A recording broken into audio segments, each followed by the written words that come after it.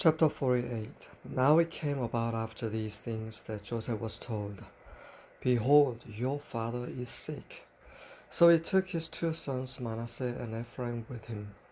When it was told to Jacob, Behold, your son Joseph has come to you, Israel collected his strength and sat up in the bed.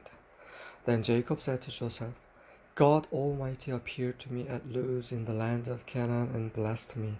And he said to me, Behold, I will make you fruitful and numerous, and I will make you a company of peoples, and will give this land to your descendants after you for an everlasting possession. Now your two sons, who were born to you in the land of Egypt before I came to you in Egypt, are mine.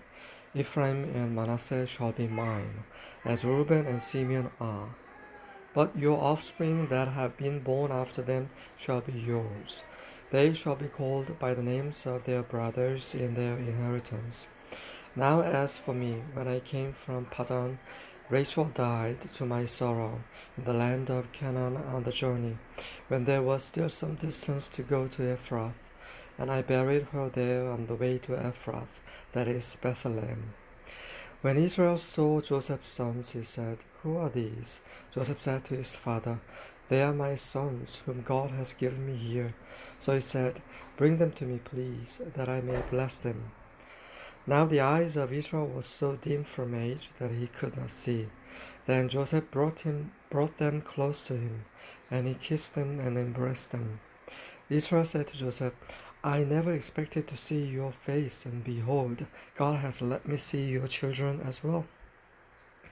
Then Joseph took them from his knees and bowed with his face to the ground. Joseph took them both, Ephraim with his right hand toward Israel's left, and Manasseh with his left hand toward Israel's right, and brought them close to him. But Israel stretched out his right hand and laid it on the head of Ephraim, who was the younger, and his left hand on Manasseh's head, crossing his hands, although Manasseh was the firstborn.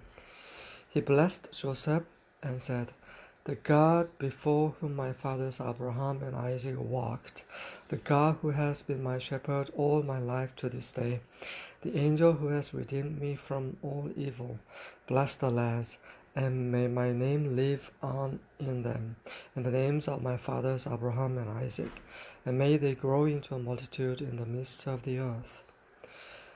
When Joseph saw that his father laid his right hand on Ephraim's head, it displeased him, and he grasped his father's hand to remove it from Ephraim's head to Manasseh's head. Joseph said to his father, Not so, my father, for this one is the firstborn. Place your right hand on his head. But his father refused and said, I know, my son, I know. He also will become a people, and he also will be great. However, his younger brother shall be greater than he, and his descendants shall become a multitude of nations. He blessed them that day, saying, By you Israel will pronounce blessing, saying, May God make you like Ephraim and Manasseh. Thus he put Ephraim from Manasseh. Then Israel said to Joseph, Behold, I am about to die, but God will be with you, and bring you back to the land of your fathers. I give you one portion more than your brothers, which I took from the land of the Amorites with my sword and my bow.